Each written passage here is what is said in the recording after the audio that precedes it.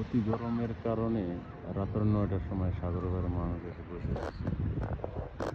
কোনো আলো নাই, কোনো লাইট নাই, তারপরেও এখানে রাত ৯টা বাজে এখন লোকজন এসে এখানে বসে আছে সাগরের পাড়ে। কারণ মোটামুটি ভালোই একটু শীতল বাতাস আসতেছে, শরীরের জন্য খুব ভালো লাগে আর কি। ঘরের ভিতরে প্রচুর গরম লাগে।